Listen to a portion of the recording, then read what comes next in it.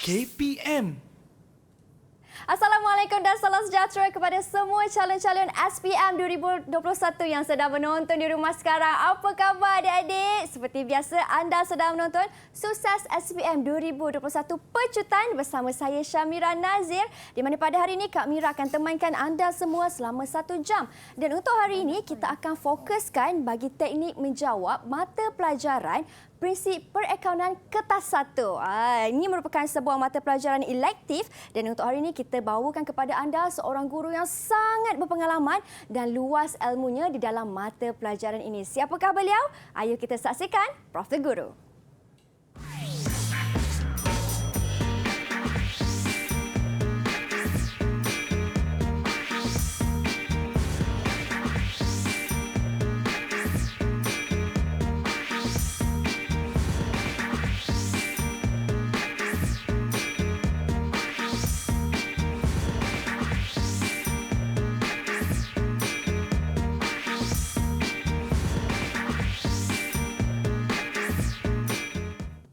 Baik, dan bersama dengan kita hari ini Cikgu Nuraini. Assalamualaikum Cikgu. Waalaikumsalam Mira. Apa khabar Cikgu? Selamat datang Cikgu. Alhamdulillah sihat. Mira sihat? Saya sihat Cikgu. Baik Cikgu, hari ini kita akan sama-sama belajar. Cikgu akan curahkan ilmu Cikgu kepada mereka yang sedang menonton sekarang ni, teknik menjawab bagi kertas 1 untuk prinsip perakaunan. Betul Cikgu? Betul Mira, betul. Ini merupakan mata pelajaran elektif Cikgu ya? Ya, betul. Di bawah subjek TVET. Di bawah subjek TVET. Ya. Dan saya yakin sebenarnya ada rahsia macam mana kita nak tackle setiap satu soalan bagi mata pelajaran ini. Betul, Mira. Jadi silakan Cikgu Nuraini untuk kongsikan kepada semua calon SPM yang sedang menonton di rumah. Terima kasih banyak-banyak Mira. Assalamualaikum semua. Okey, kepada semua calon-calon SPM yang sedang menonton pada hari ini. Okey, hari ini cikgu akan fokuskan kepada kertas 1 sahaja. Alright. Okey, kita tengok dulu. Okey, kertas 1 seperti yang awak sudah maklum, item objektif aneka pilihan, okey, dan awak perlu menjawab dalam masa 1 jam 15 minit, okey. Kemudian soalan yang diuji seperti yang awak telah sedia maklum, 40 soalan objektif dan membawa markah 40 dan wajaran dia 20% Mira sebenarnya. Daripada 100% kertas 1 dia ambil 20% sahaja. Okey. Seterusnya, apa aspek yang diuji dalam kertas 1? Okey, pertama, dia menguji pengetahuan awak semua. Pengetahuan yang awak belajar daripada tingkatan 4 bermula daripada pengenalan kepada perakaunan sehingga kepada imbangan duga Mira. Murid-murid belajar 9 bab tingkatan 4. Kemudian di tingkatan 5 daripada analisis nisbah sehingga kos pengeluaran. Jadi untuk kertas 1, semua topik yang awak belajar tingkatan 4 dan tingkatan 5 akan diuji. Pengetahuan. Kemudian pemahaman, sama pemahaman mereka lah. Setiap bab, fahamkan bab itu akan diuji dalam soalan kertas 1. Dalam pelbagai bentuk soalan akan diuji Mira. Kemudian aplikasi. Ini penting. Apa yang awak dah faham, awak tahu, awak faham, awak boleh aplikasikan dalam soalan, awak boleh jawab dalam soalan itu. Okey. Apa yang cikgu nak tekan di sini pada hari ini adalah aras kesukaran murid-murid semua. Okey, 40 soalan dipecah kepada 5 nisbah 3, nisbah 2 Mira. Maksudnya murid-murid, kalau 5 ni, kalau kita ada 40 soalan Mira, 20 soalan adalah aras rendah murid-murid semua. Jadi murid-murid kita boleh skor Mira sebenarnya sebab separuh daripada soalan itu adalah aras rendah. Okey, nisbah 3 dan nisbah 2. Nisbah 3 adalah soalan aras sederhana. Kalau kita kira-kira ni Mira dalam 12 soalan murid-murid. Tambah tolak macam tu kan. Aras tinggi 2. Nisbah 2. Maksudnya kalau kita kira di sini dalam lebih kurang 8 soalan aras tinggi murid-murid. Jadi di sini kertas 1 pegang betul-betul untuk awak dapat 40 markah. Kalau dapat betul 40-40 Mira, pandai bagus sangatlah Mira. Memang 20% dalam tangan. Ya, 20% dalam tangan. Sebab separuh daripada soalan ni ada aras rendah. Okey, nanti cikgu akan tunjukkan contoh aras rendah, soalan aras rendah, aras sederhana dan aras tinggi. Okey, seterusnya. Nak jawab kertas 1, ada dia punya guideline dia, ada dia punya tip lah. Tapi sebenarnya awak, cikgu rasa awak dah tahu. Hari ini cikgu akan jelaskan sekali lagi cara tips ataupun tips untuk kita skor kertas 1. Yang pertama sekali murid-murid, seperti biasalah Mira, semua soalan, semua subjek mesti kena baca soalan dengan teliti. Betul. Baca soalan dengan teliti. Baca tu janganlah baca lambat-lambat sangat. Baca betul-betul. Satu persatu soalan daripada bermula sampai akhir tu dia nak apa. Kemudian nombor 2, faham kehendak soalan. Awak baca soalan, awak lihat soalan ni nak apa? Soalan ni uji apa? Soalan ni contoh dia bagi ledger. Tiba-tiba dia tanya imbangan duga. Oh, soalan ni dia suruh kita cari maklumat ledger untuk kita cari jawapan imbangan duga. Faham, lihat apa soalan nak. Okey, kalau boleh guna highlighter Mira sebenarnya murid-murid. Boleh conteng soalan tu. Garis, oh soalan nak macam ni. Okey. Kemudian, pengiraan melibatkan rumus ataupun format mestilah betul. Okey, murid-murid prinsip perakaunan, awak belajar pelbagai format. Awak belajar pelbagai operasi, awak belajar pelbagai rumus. Jadi, bila awak nak kira, pastikan dah ada rumus dalam ni. Kalau satu soalan perlukan rumus ataupun formula ataupun format, conteng dia punya format tu atas kertas soalan. Jangan biarkan kertas soalan awak tu bersih, Mira. Tak conteng apa-apa. Takut nak conteng. Conteng murid-murid kertas soalan tu. Okey. Kemudian seterusnya adalah buat pilihan jawapan tepat. Pilihan jawapan ada A, B, C, D. Ada 4 jawapan. Buat pilihan yang tepat. Sebab contoh, katalah awak kena kira susut nilai. Dia suruh kira susut nilai atas kos. Ada jawapan untuk baki berkurangan. Memang ada. Mungkin ada. Kadang-kadang ada jawapan untuk penilaian semula. Mungkin ada. Jadi, pilihan jawapan tu buat pilihan yang tepat. Okey, Mira, itu 4 tips untuk murid-murid menjawab dalam kertas 1 prinsip perakaunan. Okey, boleh semua? Boleh, cikgu. Baik, itu sedikit penerangan ringkas tentang format untuk kertas 1 dalam mata pelajaran prinsip perakaunan dan juga tips bagaimana untuk kita banyak-banyak kan dapat markah secara maksimum. Kita berhenti berehat seketika kerana selepas ini macam cikgu kata, cikgu nak tunjukkan pula antara contoh-contoh soalan bagi aras rendah, aras sederhana dan aras tinggi. Jangan ke mana-mana, hanya di Sukses SPM 2021 Pecutan. TV KPM. Baik, kembali kita dalam Sukses SPM 2021 Pecutan. Masih lagi bersama dengan guru cemerlang kita, Cikgu Noraini. Cikgu, tadi cikgu kata cikgu nak kongsikan soalan bagi aras kesukaran rendah. Silakan cikgu. Betul, Mira. Okey, semua murid-murid, hari ini kita akan lihat dulu aras ataupun soalan ataupun item aras rendah. Okey, yang pertama kita lihat di sini. Semua contoh-contoh ini cikgu ambil daripada soalan peperiksaan 2018 dan 2019. Kalau di hadapan awak semua dah ada, awak boleh rujuk. Okey, murid-murid semua. Yang pertama, ini adalah salah satu contoh aras rendah. Maklumat berikut menunjukkan ciri sebuah milikan perniagaan.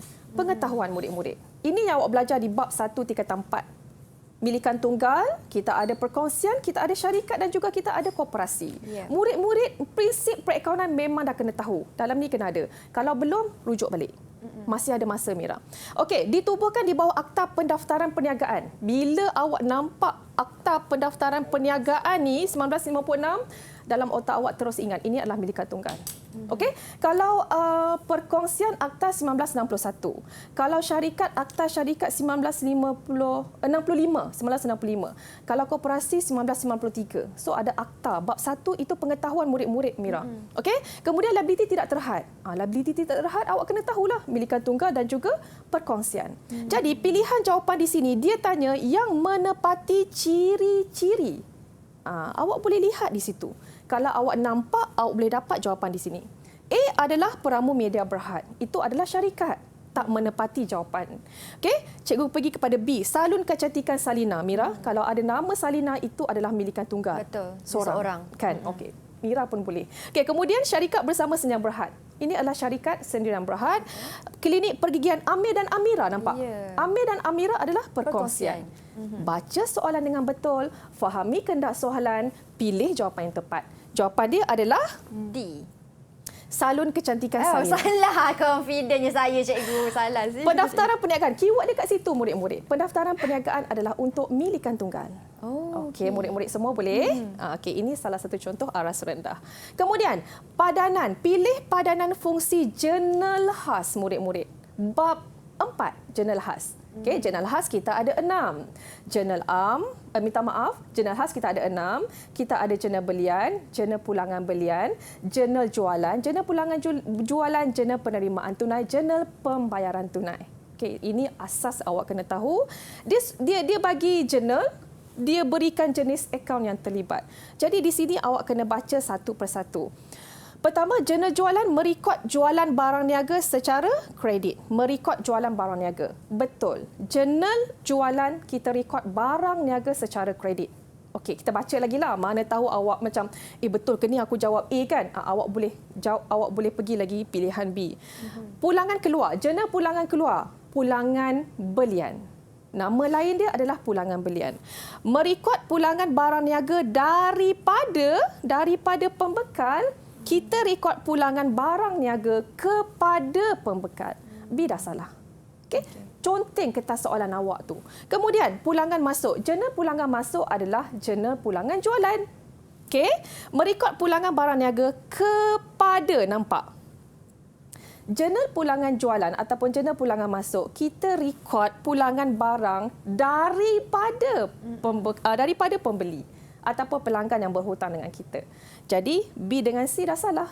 Kemudian yang terakhir, jurnal penerimaan tunai.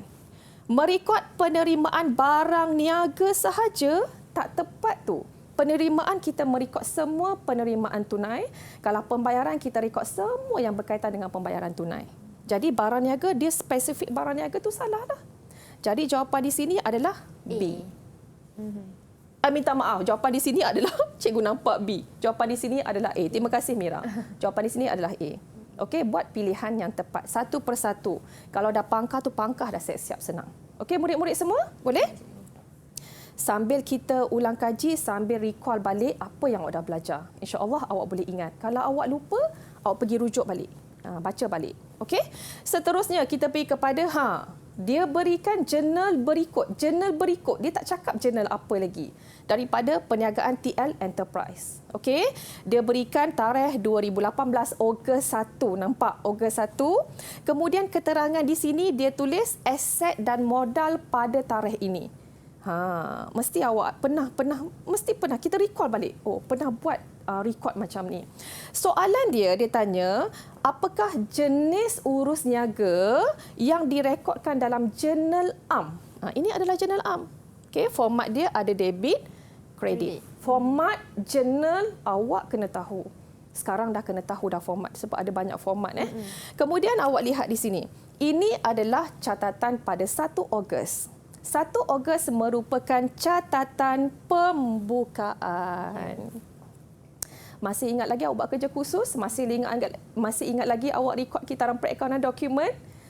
Catatan pembukaan terbahagi kepada 2. Ada 2, Mira. Pertama, perniagaan itu baru memulakan perniagaan. Jadi keterangan di sini adalah memulakan perniagaan.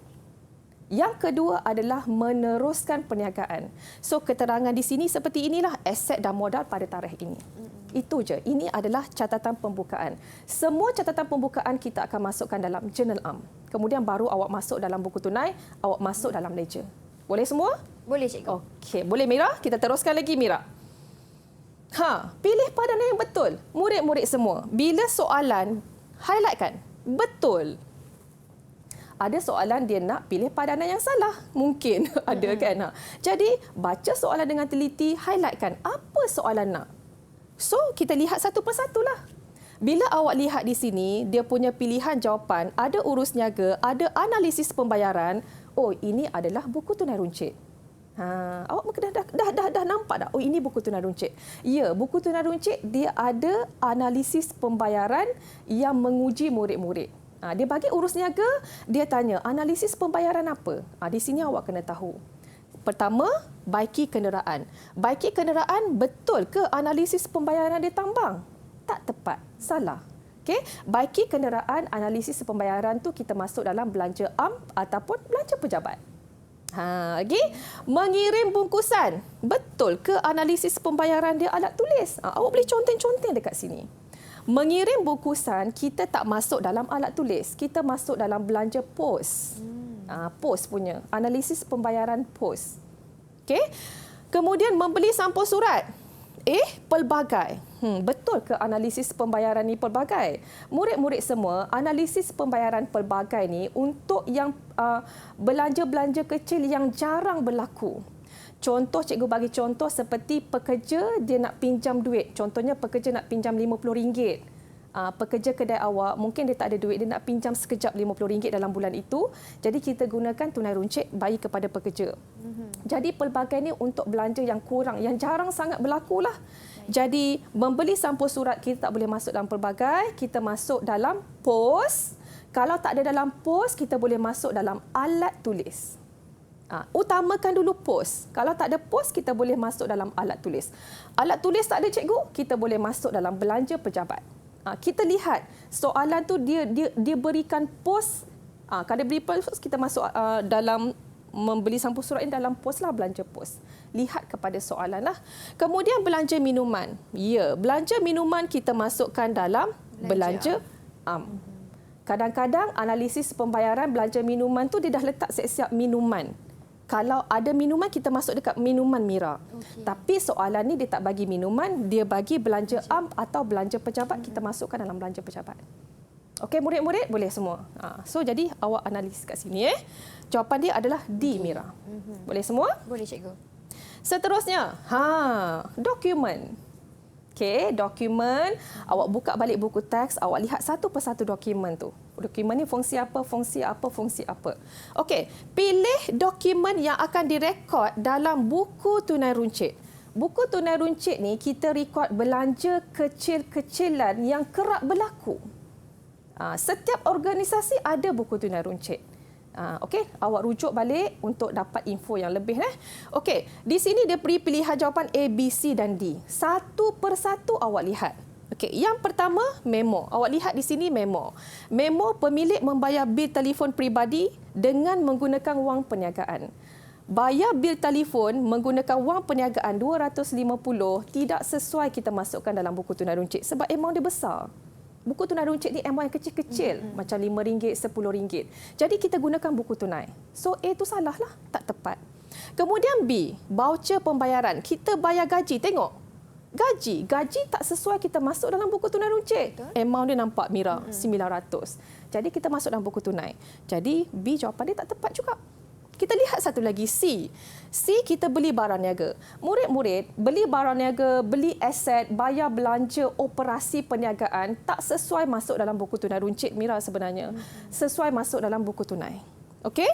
Jadi so C tu pun dah salah. Jawapan dia adalah D. Awak lihat di sini. Kenapa? Kita beli pen, kita beli kertas. Jadi analisis pembayaran kita boleh masuk dalam alat tulis. Buku tunai runcit nilai dia berapa? RM25 sahaja. So, jawapan dia D lah. Jumlah yang kecil lah, cikgu. Ya. Buku tunai runcit untuk pembayaran kecil-kecilan sahaja yang kerap berlaku lah. Okey, jadi murid-murid semua boleh? Soalan seterusnya. Tengok. Item manakah yang menambah? Awak highlight menambah. Tambah ikuti pemilik. Murid-murid, ikuti pemilik ni adalah modal.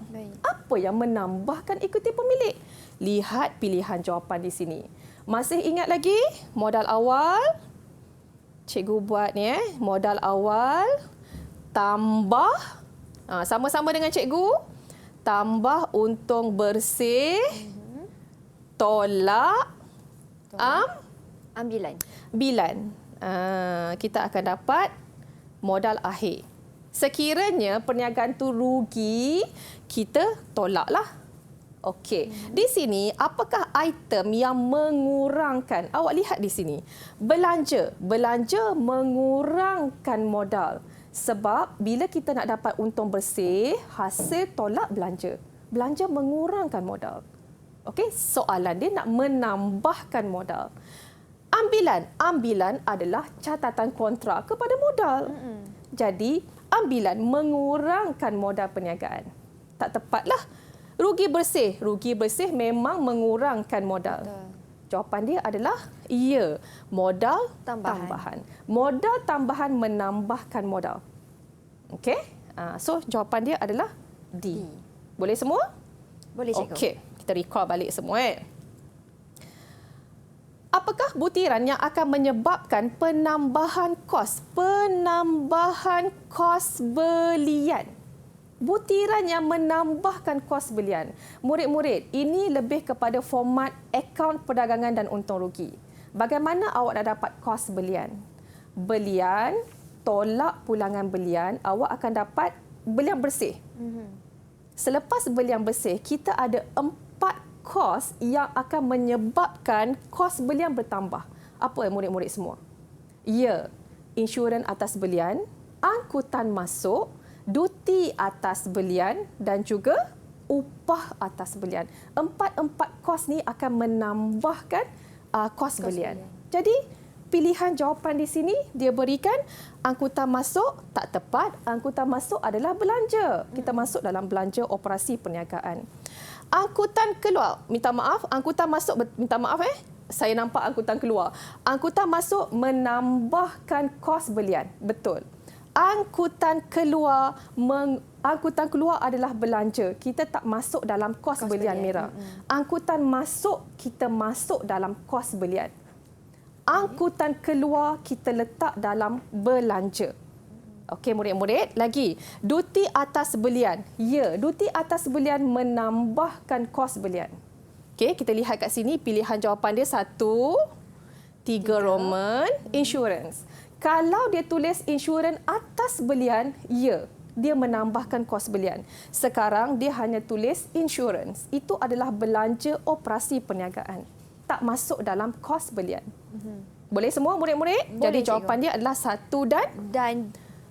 dan 3. B, cikgu. Ya, cikgu tak letak jawapan kat sini. Cikgu pun baca jawapan macam awak semua. Ya. Okey, semua boleh semua murid-murid? Boleh, cikgu. Jadi maksudnya memang ada sedikit perbezaan lah antara insurans dan juga insurans atas belian. Betul, betul. Kena berhati-hati murid-murid. Jangan rasa macam insurans, okey, pejam mata terus tanda. Kesilapan kecil tu yang kita tak nak kan. Kerana dia boleh menyebabkan kerugian pada markah kita. Kita berhenti berehat seketika, cikgu. Kita kembali selepas ini. Anda di rumah. TV KPM. Baik, calon SPM semua masih bersemangat ke belum lagi ni? Come on, kita kena bersemangat untuk sama-sama kita pecut dengan Cikgu Noraini dalam mata pelajaran prinsip perakaunan. Sekarang ni Cikgu nak sentuh pula bagi soalan aras sederhana, Cikgu. Ya, betul, Mira. Silakan, Cikgu. Okey, murid-murid semua, sebentar tadi kita bincang soalan aras rendah. Okey, sekarang kita lihat aras sederhana. Okey, dia lebih kepada awak pengetahuan, pemahaman dan juga aplikasi awak sendiri. Okey, situasi berikut berlaku dalam akaun untung rugi. Ini popular lah akaun untung rugi ni.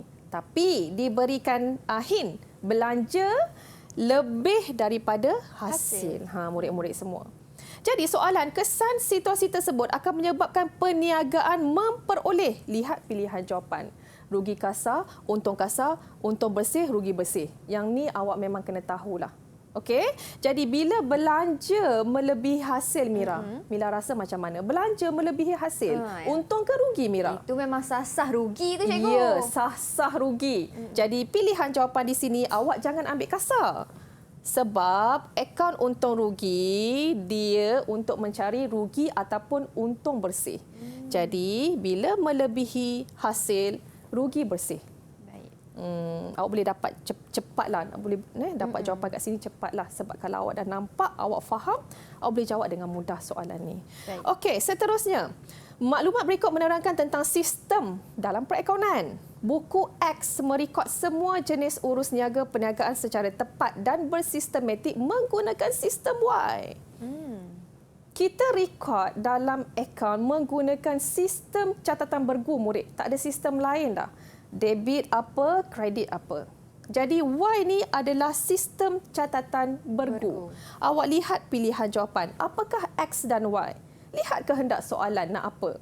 Okey, kalau awak lihat di sini Y, catatan tunggal, sistem investment berterusan, sistem catatan bergu. Jawapan dia ada satu je kat sini, Mira. Betul. Awak dah boleh jawab C kalau awak tak nak baca X. Tapi cikgu explain lah juga di sini. Okey, buku X yang merekod semua jenis urus niaga. Ledger lah. Kita rekod semua urus niaga ke dalam ledger. Bila kita masuk dalam buku catatan pertama, kita post ke ledger. Setiap urus niaga, awak kena tahu apa akaun yang didebitkan, apa akaun yang dikreditkan. Supaya awak punya imbangan juga akan tepat, balance. Okey, jadi jawapan di sini adalah C lah. Baik. Boleh murid-murid semua? Boleh, cikgu. Okey, seterusnya kita pergi lagi. Pilih padanan yang betul. Padanan yang betul pula. Highlight kat sini betul. Dia berikan akaun yang terlibat, dia berikan jenis akaun dan dia berikan baki. Okey, setiap akaun dia ada baki BB dia di sebelah mana. Asset baki BB dia berada di sebelah debit. Liability baki BB dia berada di sebelah kredit. Itu kena tahulah murid-murid semua. Alright, kita lihat satu persatu. Faedah atas pinjaman. Faedah atas pinjaman adalah belanja. Kenapa dia letak aset? Salahlah dekat sini dah. Okey, commission. Commission kadang-kadang dia ada commission diberi, Mira. Kadang-kadang dia ada commission diterima. Jadi kita lihat pilihan jawapan. Kalau dia letak commission ni belanja, kenapa kredit? Belanja debit. Kita rekod di sebelah debit. Jadi salah dah jawapan di sini. Cepat sikit kalau boleh menjawab. Cakap dalam hati ni bila nak jawab soalan supaya awak nampak soalan. Akaun belum bayar. Akaun belum bayar, liability. Kenapa liability debit? Kita rekod semua hutang di sebelah kredit. Nampak? Faedah atas simpanan tetap hasil betul. Jawapan dia adalah D. Okey, boleh semua murid-murid satu persatu. Kita pergi lagi. Okey. Dia bagi satu akaun di mana daripada perniagaan Daniel. Dia bagi Y.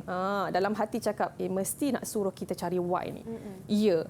Apakah Y dalam imbangan duga? Nampak murid-murid? Dia bagi ledger. Tapi dia tanya imbangan duga. Apakah itu? Jadi di sini awak kena cari berapa angka imbang. Berapakah baki HB? Berapakah baki BB bagi soalan perniagaan Daniel ini? Pertama sekali awak lihat. Bila kita rekod belian di sebelah kredit, maksudnya ini adalah akaun belum bayar. Belian secara kredit kita masuk dalam akaun belum bayar. Jualan secara kredit akaun belum terima. Itu kena tahu. So pilihan jawapan A dengan B dah boleh buang dah. Jangan tengok dah. Okey? Persoalan di sini, ni amount mana ni? Yang ni ke yang ni? Awak kira lah. Boleh Mira kira dengan cikgu sekarang? Boleh, cikgu. Okey, Mira ambil 6,000. Sekarang cikgu nak imbangkan akaun Okey, belah mana yang paling besar? Kita ambil 6,000. Okey, kita samakan kedua-dua dulu. Okey Mira, 6,000. Kita cari angka imbang. Tolak 420. Boleh tak Mira? Tolak 420. Boleh cikgu. Awak pun sama-sama dengan Mira. Berapa Mira? Murid di rumah pun sama juga. Kita akan dapat 5,580 cikgu. 558. Tulisan cikgu cantiknya. 5580. Jadi ini adalah angka imbang pada akhir bulan Januari. Nampak tak cikgu buat macam ni? Baki HB. Baki HB kita bawa ke bulan Februari. Ni Januari Kita bawa ke bulan Februari, dia akan jadi baki BB iaitu 5580. So dia berada di sebelah kredit. Nampak? Jawapan dia adalah D.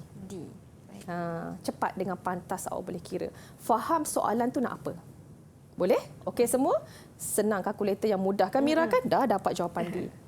Okey murid-murid. Seterusnya kita pergi lagi. Kesilapan manakah yang tidak ketara dalam imbangan duga? Murid-murid, kita ulang kaji balik. Dalam imbangan duga ada dua kesilapan. Kesilapan ketara, kesilapan tidak ketara. Kesilapan ketara, imbangan duga tak balance. Dalam bahasa mudah Kesilapan tak ketara, imbangan duga tu balance tapi salah. Okey, jadi pilihan jawapan ni kena tahu satu persatu. Pertama, bayaran gaji 600 secara tunai hanya direkod dalam buku tunai. Imbangan duga tak akan balance sebab dia hanya rekod dalam buku tunai, kredit. Satu lagi debit tak ada. So ini adalah kesilapan ketara. Tak boleh pilih. Sebab dia tanya tidak ketara. Highlightkan soalan. Dia nak apa soalan tu? Kemudian diskaun diberi 70 telah direkodkan dalam akaun diskaun diterima. Diskaun diberi adalah belanja. Kita kena rekod di sebelah debit. Tiba-tiba dia masuk kredit. Nampak imbangan duga tak balance. Sepatutnya debit, dia masuk kredit. Tak balance. Okey? Jadi B adalah kesilapan ketara. Kemudian C, jualan secara kredit 255 telah direkodkan dengan 225 dalam akaun jualan. Okey, dalam akaun belum terima dia rekod 255. Tapi dalam akaun jualan ni dia rekod 225, tak balance. Jadi ini adalah kesilapan ketara. Akhir sekali B, belian alat tan pejabat 500 dengan cek. Okey, check the record di sebelah kredit. Belian itu direkod dalam akaun belian. Belian alatan pejabat. Alatan pejabat kita rekod di sebelah debit. Akaun belian pun kita rekod di sebelah debit. Betul. Imbangan duga awak tak akan dapat detect kesilapan ini sebab balance. Sebab awak salah, akaun tu salah, awak salah masuk di baki debit tu semuanya betul sebab alatan pejabat pun debit, belian pun debit, cuma awak salah masuk akaun. Sebab tu dia tak nampak sangat, tak ketara sangat kesilapan itu. Jadi jawapan dia D lah. Awak lupa kesilapan ketara dan kesilapan tak ketara, awak rujuk balik buku. Ulang kaji balik kesilapan ketara dan tak ketara ini. Okey, boleh murid-murid semua? Cikgu. Okey, kita teruskan lagi. Maklumat berikut berkaitan langkah-langkah pembubaran perkongsian dalam jurnal am. Ini langkah-langkah. Dia bagi pilihan jawapan. Dia suruh susun kan. Kalau langkah-langkah ni dia suruh susun. Jadi satu persatulah awak kena cari. Pertama, bila kita nak bubar sesuatu perniagaan perkongsian, kita kena tutup semua aset kecuali bank ataupun tunai. Masih ingat lagi step tu? Semua aset kita kena tutup, kita kena masuk dalam realisasi. Jadi, awak baca di sini, cikgu lihat pilihan pertama adalah 3 Roman. Nampak? Okay. So, awak cari yang mana yang pertama? Awak lihat pilihan jawapan. Ada tak 3 Roman, Mira? Ada cikgu. Terus jawapan dia? C. Tak payah pening-pening kan cikgu? Betul. Terus tanda je. Ya. Tapi kalau awak macam, tak yakinlah betul ke aku pilih ni kan? Baca satu persatu. 3 Roman, kita tutup semua aset, masuk dalam realisasi. Kemudian kita baca, kita buat apa? Merekod penerimaan tunai daripada penjualan aset. Semua aset yang kita jual, kita masuk dalam akaun bank. Dan juga belanja realisasi kita bayar pun, kita masuk dalam debit realisasi. Akaun realisasi kita masuk di sebelah debit. Okey? Kemudian lagi merekod pembayaran. Mana-mana hutang yang kita ada, kita bayar semua. So yang terakhir adalah merekod pembayaran balik modal. Bila kita dah dapat untung ataupun rugi realisasi, kita akan masukkan dalam akaun modal setiap perkongsi. So jawapan dia adalah C. Nasib baik dia buat 3 tu satu, Mira. Terus kita dapat jawapan dia C. Okey, murid-murid semua boleh? Boleh, cikgu. Boleh pegang soalan arah sederhana ni? Okey, seterusnya kita pergi lagi, Mira. Maklumat berikut adalah baki yang diambil daripada buku perniagaan wadah hakiki enterprise pada suatu tempoh perakaunan. Murid-murid akaun ni dah biasa lihat aset dan liability. Benda tu bukan luar biasa sangatlah. Berapakah modal awal jika perniagaan mengalami kerugian? Dia beri, nak suruh awak kira ni. Nampak? Kerugian pula 5950. Modal awal tu, Mira. Dia nak modal awal. Okey, murid-murid semua. Kalau awak baca satu soalan, ini lebih kepada pengiraan modal. Okey, bagaimana kita nak cari modal awal, modal akhir dan sebagainya. Soalan dia berikan ini adalah aset akhir. Ini adalah liability akhir. Sebab soalan dia kata pada akhir suatu tempoh perakaunan. Okey, di sini awak boleh cari modal akhir. Betul tak semua? Okey, cikgu tunjuk di sini. Cara awak nak cari untung ataupun rugi bersih, kita ambil modal akhir. Mira boleh nampak ni semua? Boleh, cikgu. Nampak? Okay. Saya tengah tulis. Kita tambah ambilan. Okey. Kita dapat jumlah. Baik. Kita tolak modal awal. Kita tolak sekiranya ada modal tambahan, murid-murid. Kalau ada. Ini format yang penuh lah ya. Kemudian kita dapat untung ataupun rugi. Okey, murid-murid semua. Modal akhir dia berikan murid-murid.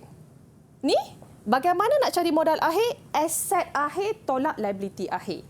Okey, Mira, boleh tak tolong cikgu? Boleh, cikgu. Aset akhir 50,000 tolak liability akhir 17,590. Boleh tak? Boleh. Kita akan dapat 32,000. 32,000. 410, cikgu. 410. Nampak murid-murid, cikgu dah masuk. Ambilan ada tak dalam soalan ni? Tak ada. Tak adalah. Okey semua. Kemudian, dia tanya berapakah modal awal ni? Ini persoalan dia. Modal tambahan ada tak murid-murid? Tak ada. Tak payah nak susah-susah hati. Tak ada lah. Okey, untung ataupun rugi. Soalan dia bagi untung ke rugi murid-murid? Rugi cikgu. Rugi. Rugi berapa Mira? 59. 5950. 5950. Boleh tak cikgu buat negatif macam tu? Murid-murid semua. Jadi, boleh tak dengan maklumat-maklumat yang ada ni, kita nak cari modal awal? Boleh tak semua? Boleh. Boleh Mira. Ini adalah simple matematik. Jadi, okey, boleh Mira? Tolong cikgu cari berapakah modal awal di sini? Okey, jadi saya kena Awak pun boleh tolong saya sama-sama. 3, 2, 4, 10. Saya kena tolak lah kan cikgu? Ya. Saya kena tolak 5950. Saya akan dapat 26460 cikgu. 26460. Okey, cikgu letak kat sini. 26460. Nampak? Okey, murid-murid semua boleh? Okey semua? Okey, macam ni Mira. Sebenarnya 5950 ni kalau kita tolak, nampak tak? Dia positif kan 5950. So 32410 ni okey, kita tolak dengan 5950. Kita tolak dengan 5950. Betul cikgu. 32410. Ya 32 410 kita 32410. lagi sekali cikgu, maafkan saya lagi sekali. Betul cikgu? Ya, cuba kira Mira. Okey. 32410. Okey. Okey. Di mana kita punya modal akhir, kita kena tolak cikgu, betul? Tambah Mira. Kita kena tambah 32410 tambah 5950 Mira. Okey, kita akan dapat 38,360. 38360. Ya, sebab rugi kan cikgu. Ya, betul Mira. Okey, baik. Lebih kepada matematik murid-murid. Sekiranya di sini dia rugi, kita tambah. Kalau di sini dia untung, kita tolak untuk dapat modal awal murid-murid semua. Okey? So jawapan dia adalah apa dia? Jawapan dia ialah D cikgu. 36360. Okey semua, boleh? Boleh. Okey, seterusnya kita pergi lagi. Maklumat berikut diperolehi daripada buku perniagaan Encik Amin, seorang peruncit pada 31 Disember 2008. Dia berikan untung kasar, gaji, sewa, ambilan komisen diterima. Soalan dia, berapakah rugi? Rugi bersih lah. Banyak rugi soalan ni Mira. Jadi di sini untung kasar dah ada, awak cari hasil. Ada tak hasil dalam ni? Ada? Komisen diterima. Jadi untung kasar kita tambah dengan hasil. Baik. Okey, dah dapat dah satu komisen diterima. Kemudian tolak belanja. Ada tak belanja dekat sini? Ada. Ada Mira. Iaitu gaji, tolak, ambilan jangan. Ambilan ni dia macam saja letak kat sini nak mengganggu awak semua. Ambilan adalah catatan kontrak. Dia bukan hasil, dia bukan belanja. Jadi ambilan ni Mira, kita mana ambilan ni? 400 ni kita abaikan je Mira. Baik. Ada yang boleh kita abaikan, tak boleh masuk saja nak uji awak semua. Jadi boleh tak Mira? Sewa? Sewa adalah belanja. Kita masuk sebagai, kita tolak. Untung kasar tambah hasil tolak belanja. Boleh tak Mira tolong boleh, saya? Cikgu. Betul ke rugi ni Mira? Betul rugi. Negatif cikgu jawapan saya. Negatif rugi. Berapa jawapan dia Mira? Jawapannya ialah C, RM900 kerugiannya. Okey, Mira kira sekali lagi 24500. 24500 Tambah hasil. Tambah hasil. Baik. Tolak gaji. Tolak gaji 18,000. Baik. Tolak sewa. Tolak sewa Ya. 7,200. Ya. Maka jawapan dia salah, nanti rugi markah, bukan rugi perniagaan je. Betul. Kira tu betul-betul murid-murid. Berapa Mira jawapan dia? Jadi jawapannya ialah kerugian sebanyak RM500. Ya murid-murid. Masa awak sedang kira, pastikan kira tu betul-betul. Ramai juga murid-murid saya Mira, kalkulator tu. Kadang-kadang cuai sikitlah. Masa nak tekan-tekan tu pastikan nombor tu betul. Kira betul, tambah tu, operasi tu kena betul lah. Ya. Okey murid-murid semua boleh? Boleh cikgu. Jadi kepada murid-murid di rumah, ingat pesan cikgu, tambah betul-betul, jangan lakukan kesilapan. Orang kata silly mistake lah cikgu. Ya, betul. Kesilapan yang kita sayang tak kan? Sayang. Macam yang Mira sayang. telah lakukan sebentar tadi. Kesilapan yang ringkas, tak nak macam tu. Okey cikgu, kita berhenti berehat seketika. Selepas ini cikgu akan kongsikan pula bagi soalan beraras tinggi macam mana. Kita berhenti berehat, jangan ke KPM. Kembali kita dalam Sukses SPM 2021 Pecutan. Kali ini kita nak masuk pula perbincangan bagi soalan beraras tinggi. Silakan cikgu. Okey, terima kasih Mira. Sekarang kita masuk soalan aras tinggi. Kalau sebut aras tinggi ni taklah tinggi sangat Mira. Jangan takutlah. Cikgu tunjuk bagaimana contoh aras tinggi. Okey, cikgu pilih soalan ni. Alright. Maklumat berikut diambil daripada Zaleha dan Aisyah Trading. Okey. Nampak ni awak terus ingat, oh ini adalah analisis nisbah tingkatan 5. Okey, dia berikan nisbah semasa Zaleha 2.5. Nisbah semasa aset semasa bahagi liability semasa. Dia nak lihat kemampuan perniagaan ini membayar hutang. Aisyah Trading RM1.5 nisbah 1. Maksudnya di sini Mira, Zaleha dia ada kekuatan RM2.50. Kita convert dalam bentuk RM untuk membayar RM1 liability. Aisyah ada RM1.80 untuk membayar RM1 liability. Itu tafsiran dia. Kemudian pulangan atas modal. Kita lihat Zaleha 25%. Pulangan atas modal Aisyah lebih tinggi. Nampak? Boleh buat analisis, awak boleh buat analisis dekat sini. Kemudian kadar pusing ganti inventory. Maksud di sini kadar pusing ganti dalam setahun berapa banyak, bahasa mudah berapa banyak pusing stok, berapa banyak pusing inventory dalam setahun. Okay. Ada perniagaan dia pusing sekali je. Ada perniagaan dia pusing 10 kali. Jadi di sini Zaleha 3 kali. Aisyah 5 kali. Nampak? Kita boleh lihat prestasi mana yang lebih baik. Tapi baca soalan dulu. Berdasarkan analisis nisbah ini, pilih pernyataan yang betul. Satu persatu. Awak kena tengok satu persatu lah. Okey? Pertama, perniagaan Zaleha lebih cekap. Lebih cekap menguruskan perniagaan berbanding Aisyah Trading. Rasanya macam Zaleha cekap lagi. Betul tak, Mira? Aisyah Trading lagi. Aisyah Trading lebih cekap lagi, cikgu. Aisyah Trading, perniagaan Zaleha lebih cekap menguruskan perniagaan berbanding Aisyah Trading. Aisyah Trading lebih cekap, betul tak? Betul. Pulangan atas modal dia okey. Dia punya pusing ganti inventory. Jadi maksudnya A ni tak tepat. Awak tengok satu persatu. Kemudian pelabur lebih berminat melabur dalam Zaleha. Mira rasa macam mana? Kalau pelabur lihat, Zaleha kan Aisyah dia suka.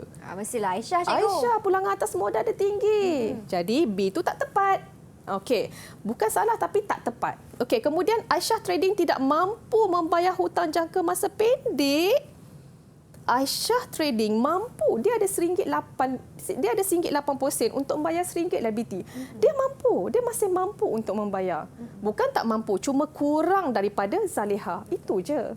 Kemudian keupayaan Zaleha membayar hutang jangka pendek adalah lebih tinggi berbanding Aisyah Trading. Ya, itulah yang betul. Zaleha lebih cepat jangka masa membayar hutang jangka masa pendek lebih tinggi. Ya, kemampuan dia dalam jangka masa pendek ni setahun murid-murid. Lebih tinggi daripada Aisyah. Betul. So jawapan dia adalah D. Nampak soalan aras tinggi di sini. Satu persatu kena analisis. Seterusnya, akaun belum bayar lagi. Ada lagi akaun. Okey, di akaun kawalan belum bayar diambil daripada Helmi Enterprise. Okey, dia berikan maklumat akaun belum bayar terus dalam ingatan awak, dia berbaki kredit. So segala penambahan berada di sebelah kredit. Segala pengurangan debit. Itu kena tahu. Soalan dia, berapakah baki 1 Ogos? Dia tanya baki pada bulan depan. Ni bulan Julai. Dia tanya baki pada bulan depan. Sekiranya dia ada bagi maklumat pula, Mira. Awak kena masukkan 2,100 ke dalam akaun kawalan ni dulu. Masukkan dulu, cari baki HB, dapat baki BB. Itu je sebenarnya. Jadi di sini murid-murid, awak kena jelas bila kita, ni lebih kepada kitaran perakaunan lah murid-murid. Kita masuk dalam jurnal belian, bila post ke ledger, kita masuk dalam akaun akaun belum bayar. So kita akan rekod di sebelah kredit. Betul tak murid-murid? Kita letak kat sini belian. Ini je maklumat dia berikan. Jadi awak boleh cari angka imbang lah. Berapa baki yang perlu kita bawa ke bulan depan, Ogos. Jadi boleh tak Mira? Kita kira, Mira pun dah cepat nampak. Mira pun dah nampak macam mana nak cari jawapan soalan ni. Macam mana Mira? Pertama sekali kita cari bahagian mana ni kredit, ini debit, bahagian mana jumlah dia besar? Bahagian kredit, cikgu. Okey, pandai. Berapa Mira? 9,200. 9,200. Murid-murid boleh kira sama-sama dengan Mira. Okey, cikgu samakan dia. Okey, kita nak cari angka imbang Berapakah baki HB? Okey, Mira boleh tak? 9,200 tolak 5,000 tolak 600 tolak tolak 370. Boleh cikgu, tolak 5,000, tolak 600, tolak 370. Kita akan dapat RM3,230. 3230. Ini adalah angka iman. Cikgu tulis kat sini lah ya. 3230. Cikgu boleh cikgu tulis kat sini baki HB? Ya. Kita berhutang, baki hutang kita 3,230. Jangan lupa murid-murid baki HB bawa ke baki BB. Itu jangan lupa. Cikgu bawa letak kat bawah ni baki BB kat sini. BB dia, HB dia, debit. BB dia kita letak di sebelah kredit. Ini asas Mira dalam rekod. Ini adalah asas dalam rekod. Jadi soalan dia ada debit, ada kredit. Nampak? Dia berada di sebelah kredit. 3230. Mana sini? Jawapan dia adalah dadu. Kira betul-betul. Ada murid-murid ni Mira, dia kira tu dia nampak Mira, dia dah tahu. Tapi kadang-kadang 5,000 ni dia tekan 500. Itu sangat bahaya murid-murid. Tekan kalkulator tu, MR tu tekan dengan tepat. Sayang markah. Betul. Aras tinggi ya. Okey. Alright, seterusnya kita pergi lagi. Kad inventory pula. Ingat lagi awak buat kerja khusus dulu? Kad inventory. Alright. Dia tanya, berapakah nilai inventory akhir? Murid-murid, sekiranya soalan diberikan setiap jenis inventory, cari setiap jenis inventory. Jangan jumlah baru cari yang paling rendah. Jangan macam tu. Tengok cikgu buat. Pertama, benang. Benang awak cari. Mira sama-sama dengan cikgu. Cikgu. Kita ada benang awal. Benang awal. Kita beli lagi benang. Kita tambahlah ya Mira. Betul. Okey. Kita keluarkan benang. Tolak 80. Berapa 80. Mira? 90 cikgu. Benang. Cikgu tulis kat sini 90. Ini adalah benang. Okey, boleh faham ni murid-murid? 90 kotak Okey. Jarum pula. Boleh Mira? Boleh. Kita ada baki jarum 30. Murid-murid semua. Kita belilah, maksudnya kita beli tambah lagi 200 dan kita keluarkan 120 jarum. Berapa murid-murid semua? Berapa Mira? Murid-murid semua sama tak dengan Mira? Kita akan dapat 110 cikgu. 110. Ini adalah jarum. Ini dalam bentuk unit murid-murid. Kita nak dalam bentuk RM. Sekarang soalan dia bagi harga kos dan harga pasaran. Kita akan cari nilai yang paling rendah. Pilihlah. Yang ni mana paling rendah ni Mira? 10 ke 35? 10 cikgu. 90 kotak darab dengan 90. Kita akan dapat darab dengan 10, kita akan dapat 900 cikgu. 900, pandai Mira. Okey, jarum pula murid-murid. RM5 dengan 10. Mana yang paling rendah? Nilai yang paling rendah kita akan ambil untuk inventory akhir. Kita akan pilih RM5 cikgu. RM5 Mira, pandai. Jadi, berapa baki tadi? Kita 110 darab dengan 5. Berapa Mira? 550 cikgu. 550. Jadi murid-murid tambah sajalah. Tambah je. Calculation matematik yang mudah. Berapa murid-murid semua nilai inventory akhir? Kita akan dapat 1,450. Jawapan dia adalah mana jawapan B, ni? Jawapan cikgu. dia B. Dah dapat 1 markah murid-murid. Senang sangat.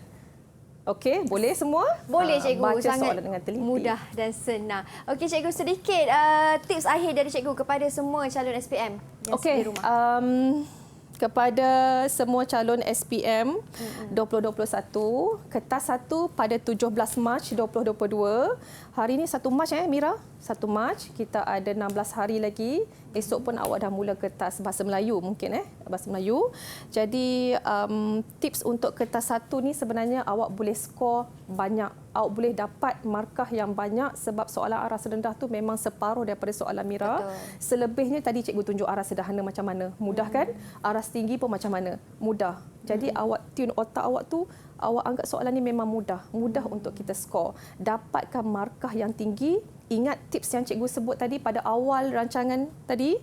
Baca soalan dengan teliti, kira betul-betul jangan cuai dan fahami kehendak soalan. InsyaAllah awak boleh jawab dengan baik dan awak dapat 40/40 insya-Allah. InsyaAllah, amin. Terima kasih banyak-banyak Cikgu Nuraini atas perkongsian ilmu pada hari ini. Diharapkan memberi manfaat yang luas kepada semua calon SPM. Ingat Cikgu pesan, jangan lakukan kesilapan yang kecil, rugi markah nanti. Terima kasih banyak-banyak Cikgu. Terima kasih juga kepada semua. Kita jumpa lagi di episod akan datang hanya di Sukses SPM 2021 Pecutan. Assalamualaikum dan salam sejahtera.